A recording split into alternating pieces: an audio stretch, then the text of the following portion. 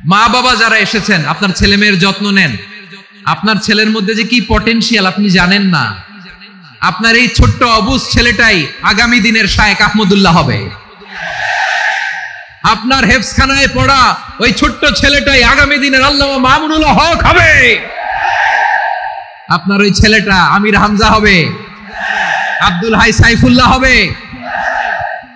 এভাবে বড় বড় আলেম হবে, তারা যুগশ্রেষ্ঠ আলেম হবে। সেই একদিন এই বাংলাদেশের পার্লামেন্টে যে বক্তব্য দিয়ে যশোরের পক্ষে কথা বলবে। আপনি জানেন না, কাউকে ছোট করবেন না আপনি। ওর কনফিডেন্স আপনি কমাবেন না, আপনি কমাতে পারেন না। প্যান্ডেলে আমার যে মা বোনেরা আছেন, ছেলে মেয়েদেরকে কখনো ছোট করে কথা বলবেন না। ও যে কোথায় যাবে আপনি জানেন না। আপনি মা হয়ে তাকে সাহস দিবেন, তার কল্পনার জগৎটাকে সাজাতে তাকে উৎসাহিত করবেন। ঠিক কিনা বলেন? আর আমার প্যান্ডেলের আমার প্রিয় শ্রদ্ধাশীলা মায়েরা বোনেরা, আপনারা তো আরো দামি সম্পদ। বিশ্বনবী বলেন, আর দুনিয়া কুল্লুহা মাতা। আল্লাহ আল্লাহ আল্লাহ, বিশ্বনবীর কথার ওজন দেখেন। আর দুনিয়া কুল্লুহা মাতা ওয়া খায়রু মাতা'আদ দুনিয়াল মারআতুস সালিহা। বিশ্বনবী বলেন, দুনিয়ায় যা দেখো সব আল্লাহর দেওয়া অ্যাসেট, মানে সম্পদ। আর এত অ্যাসেটের ভিড়ে সবচেয়ে শ্রেষ্ঠ সম্পদ হচ্ছে নেককার নারী। সুবহানাল্লাহ। ভাইয়েরা বোনের সাথে খারাপ আচরণ করো না, সন্তান মায়ের সাথে খারাপ আচরণ করো না। আমাদের মায়েরা আমাদের asset, they are our priceless asset. কারণ এই মায়েদের পেটে এসেছে আল্লাহর ওলিরা, এই মায়েদের পেটে এসেছে খান জাহান আলী, এই মায়ের পেটে এসেছে শাহজালাল ইয়ামানি, এই মায়ের পেটে এসেছে আল্লাহর সব নবীরা। নাকি নবীরা আকাশ থেকে ধপ করে জমিনে নেমে আসছে? মায়ের পেটে আসছে। এই মায়ের পেটগুলো খনি। আমার সম্মানিতা মায়েরা বোনেরা, নিজেকে ইসলাম দিয়ে সাজান, নিজেকে ইসলাম দিয়ে সাজান, নিজেকে পবিত্র রাখুন, নিজের আব্রু ইমান ইজ্জতের হেফাজত করুন, কোরআন পড়ুন, সুন্নাহ পড়ুন। আপনি জানেন না আপনার গর্ভে কে আসছে, কোন ক্ষণজন্মা পুরুষকে আল্লাহ তাআলা আপনার গর্ভে পাঠাবে আপনি জানেন না। মায়েরা নিজেদেরকে পবিত্র রাখুন, ইসলাম চর্চা করুন, কোরআন চর্চা করুন, নৈতিকতা দিয়ে নিজেকে সাজান। যশোরের জেনজি, নিজেদেরকে প্রস্তুত রাখো আগামীর বাংলাদেশের জন্য। নৈতিকতা, মোরালিটি, ভ্যালিউজ দিয়ে নিজেকে সাজাও, ইসলাম দিয়ে নিজেকে সাজাও। কারণ আগামীর বাংলাদেশ ইসলামের বাংলাদেশ। বাংলাদেশের আসল পরিচয় ইসলাম। বাংলাদেশের আসল পরিচয় কি? সবাই বলে না। বাংলাদেশের আসল পরিচয় কি? এই ইসলাম নিয়ে আমরা সংসদ ভবন সাজাবো, রাজি আছি না নাই? শেকড় ভুলে যাওয়া যাবে না। আমরা ধাপে ধাপে শারিয়া আইনের দিকে যাব ইনশাআল্লাহ, কিন্তু জঙ্গিবাদ দিয়ে নয়, কট্টরপন্থা দিয়ে নয়। আমরা ইন্টেলেকচুয়ালি, গ্রাজুয়ালি, ধাপে ধাপে শারিয়া আইনের দিকে মুভ করবো ইনশাআল্লাহ। বলো লিল্লাহি তাকবীর।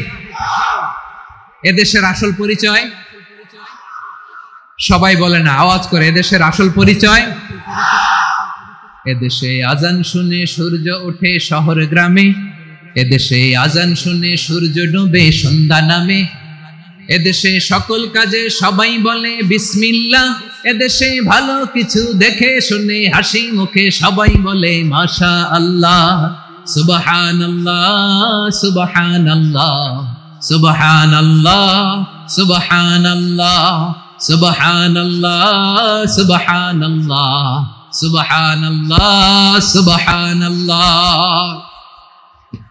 ও নবীন তরুণ, তোমার কিসের এত ভয়? জেনে রেখো বাংলাদেশের আসল পরিচয়। বাংলাদেশের আসল পরিচয় ইসলাম। আওয়াজ তুলে বলো, আসল পরিচয় কি? এদেশে পরস্পরে দেখা হলে দেয় সালাম, এদেশে আমজনতার হৃদয় জুড়ে পাক্কা আলাম। ঠিক কি না?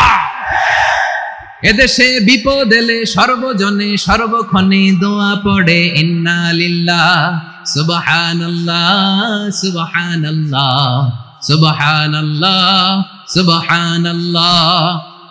এদেশে আজান শুনে সূর্য ওঠে শহর গ্রামে, এদেশে আজান শুনে সূর্য ডোবে সন্ধ্যা নামে, এদেশে সকল কাজে সবাই বলে বিসমিল্লাহ, এদেশে ভালো কিছু দেখে শুনে হাসি মুখে সবাই বলে মাশা আল্লাহ, সুবহানাল্লাহ। আওয়াজ করে সুবহানাল্লাহ, সুবহানাল্লাহ, সুবহানাল্লাহ, সুবহানাল্লাহ। সবাই একসাথে সুবহানাল্লাহ, সুবহানাল্লাহ, সুবহানাল্লাহ, সুবহানাল্লাহ। এদেশের আসল পরিচয় কি?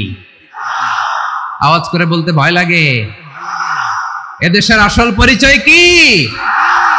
ইসলাম দিয়ে আমাদের সংসদ ভবন চলুক, আমরা চাই কি চাই না? বঙ্গভবনে লা ইলাহা ইল্লাল্লাহর পতাকা উড়ুক, আমরা চাই কি চাই না? প্রতিটি জেলা অফিসে, ডিসি অফিসে লা ইলাহার পতাকা ঝুলুক, আমরা চাই কি চাই না? কারা কারা চাই হাত তুলে আল্লাহরে দেখায়।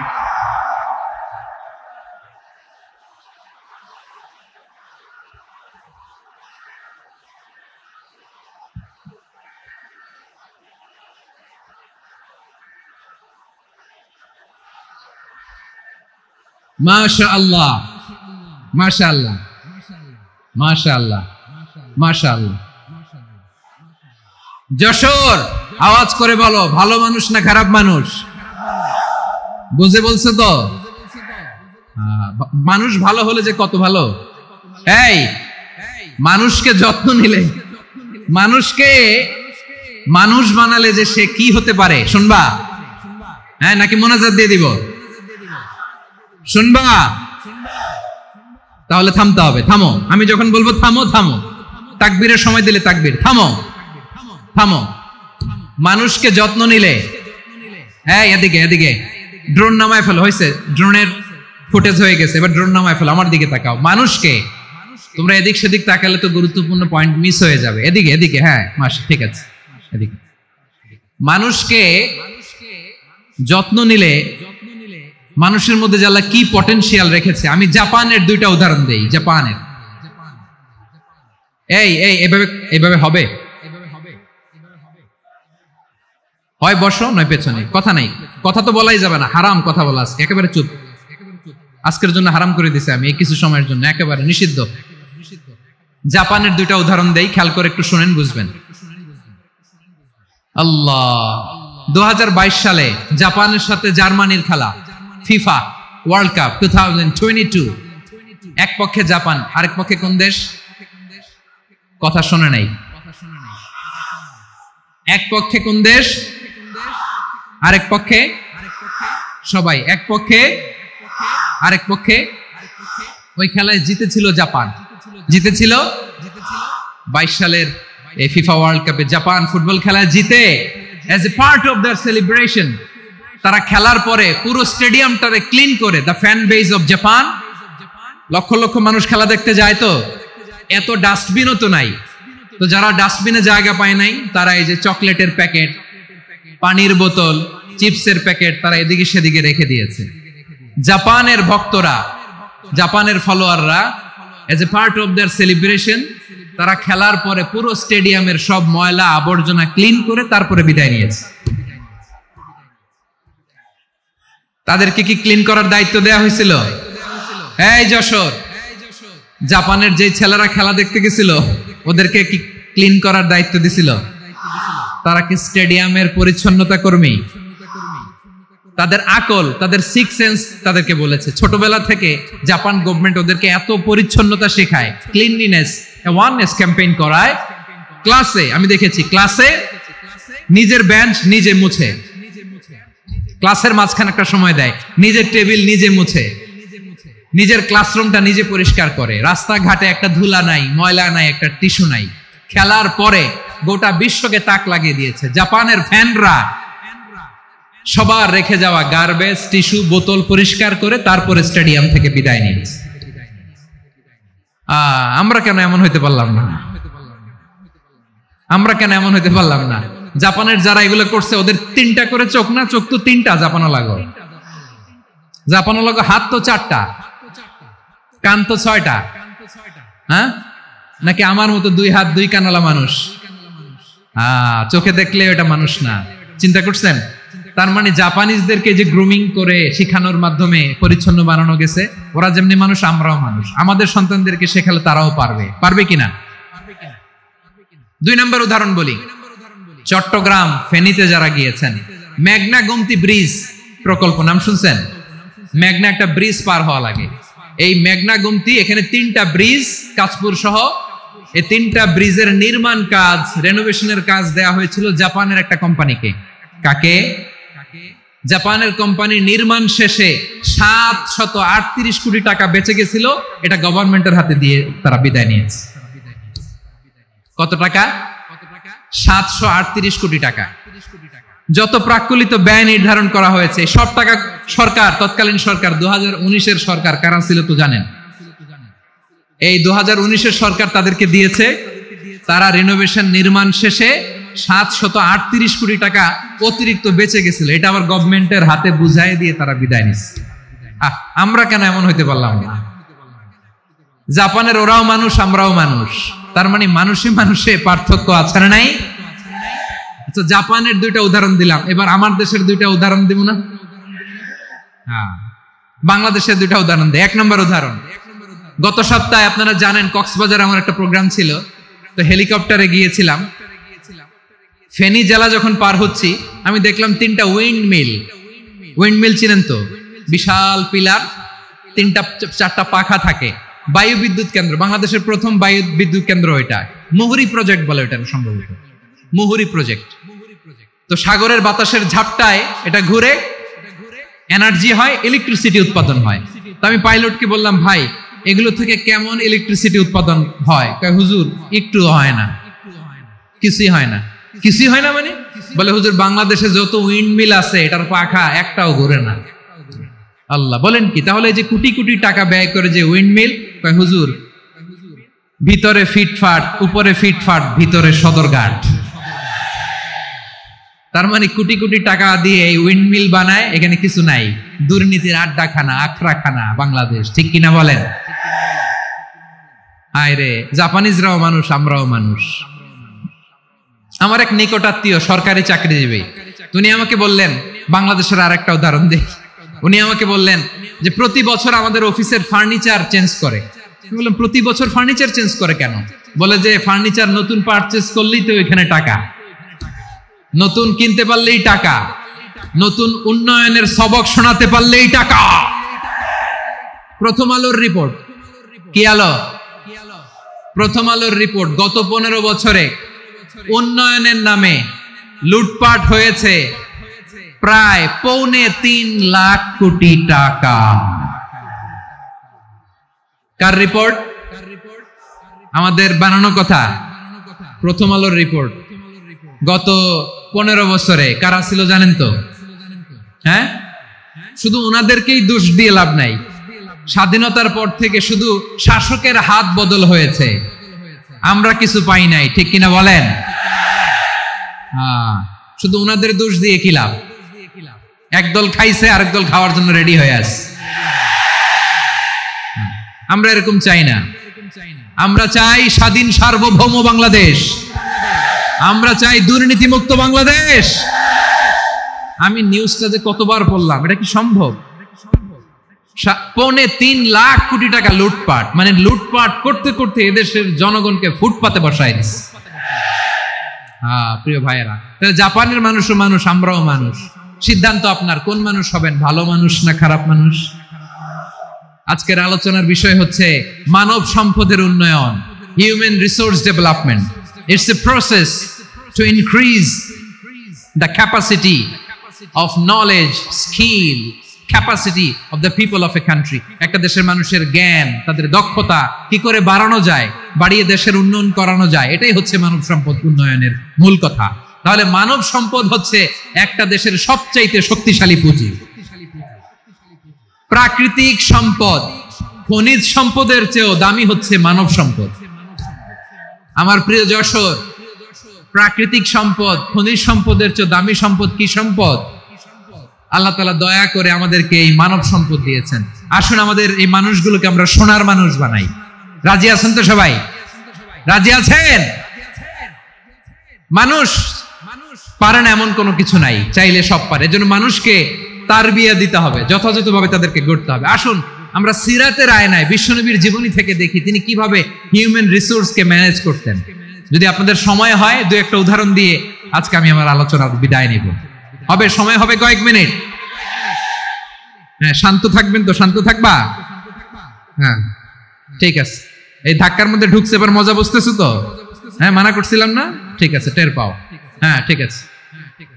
যে আওয়াজ করবে আমি ওকে দেখতেছি, কে কে আওয়াজ করে দেখতেছি। শেষ কথা, শেষের দিকে চলে আসছি। বিশ্বনবী সাল্লাল্লাহু আলাইহি ওয়াসাল্লাম কিভাবে হিউম্যান রিসোর্সকে ম্যানেজ করতেন, মজার কথা আছে কয়েকটা, বলে বিদায় নেব। বিশ্বনবী কিভাবে এই মানব সম্পদকে ম্যানেজ করতেন। বিশ্বনবী he was a very good talent hunter, চৌকস ট্যালেন্ট হান্টার ছিল। কার মধ্যে কি ট্যালেন্ট আছে দেখলেই বুঝে ফেলতেন। সুবহানাল্লাহ পড়বেন না? কি নবী আমরা পেয়েছি! He was a very good talent hunter. আমার নবী তিনি চৌকস ট্যালেন্ট হান্টার ছিলেন। কার মধ্যে কি প্রতিভা বের করতেন, ওই প্রতিভাকে ইসলামের কল্যাণে কাজে লাগাতেন। সুবহানাল্লাহ বলেন। যাকে যেই জায়গায় সেট করলে ভালো হবে তাকে ওই জায়গায় সেট করতেন। কয়েকজন সাহাবীর জীবনী শোনাই। আবু মাহজুরা রাদিয়াল্লাহু তাআলা আনহু, মক্কার মুয়াজ্জিন, আগে ছিল মুশরিক, পরে হয়েছে মুমিন। উনি কিভাবে মুমিন হইলেন এই ঘটনাটা একটু আপনাদের শোনাতে চাই। তো আপনাদের তো সময় নাই হাতে। হ্যাঁ সময় আছে? এই জেনজি শেষ করে দিল আজকের প্রোগ্রামটা। 1 ঘন্টা ধাক্কা ধাক্কি করে কেমনি দাঁড়ায় আছে আমি বুঝলাম না।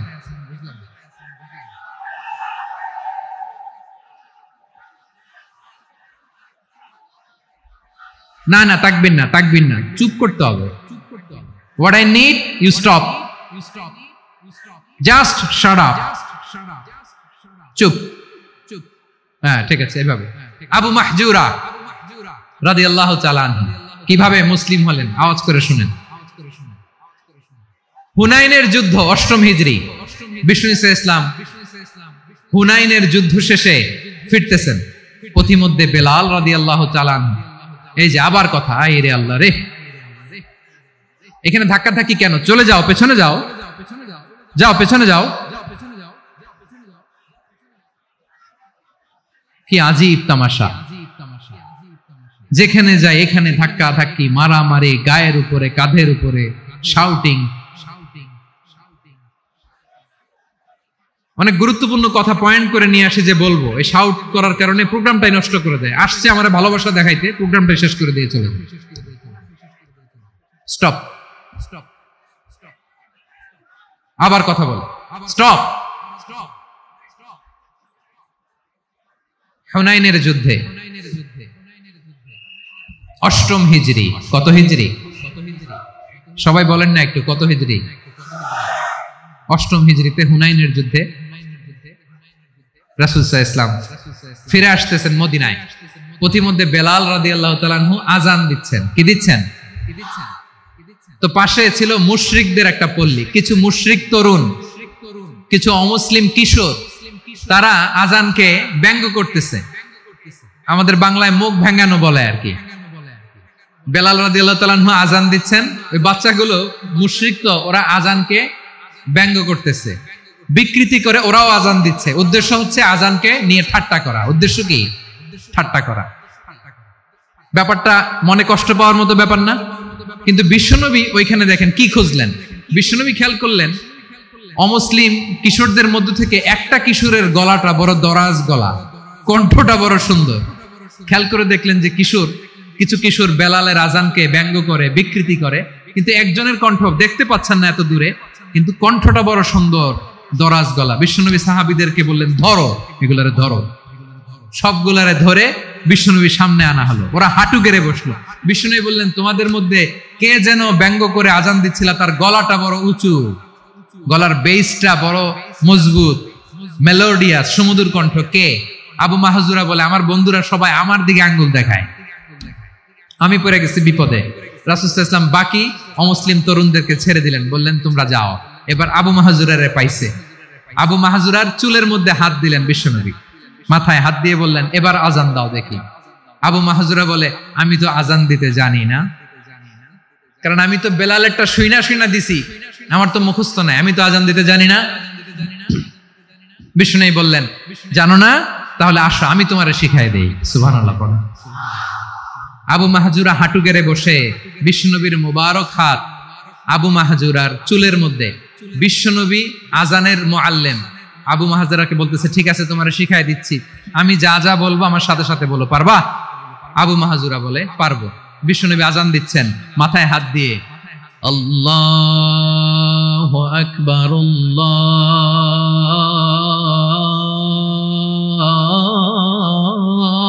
আল্লাহু আকবার। আবু মাহজুরা এই বাক্যটা পড়লেন। বিশ্বনবী দ্বিতীয় বাক্য পড়তে আরম্ভ করলেন, আল্লাহু আকবার, আল্লাহু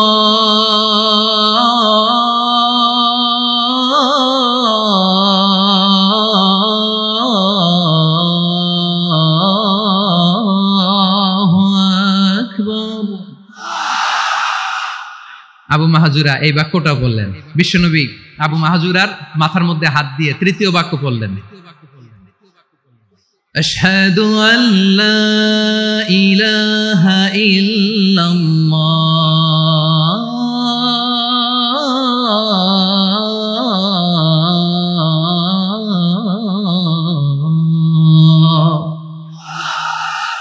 আবু মাহজুরা তৃতীয় বাক্য পড়লেন। বিশ্বনবী একটা বাক্য পরে আবু মাহজুরা পরে, বিশ্বনবী পরে আবু মাহজুরা পরে। আবু মাহজুরা কিন্তু অমুসলিম, মুশরিক। আবু মাহজুরা বলে, এক একটা বাক্য পড়ি আমার কলিজাটা গলে ঠান্ডা হয়ে যায়।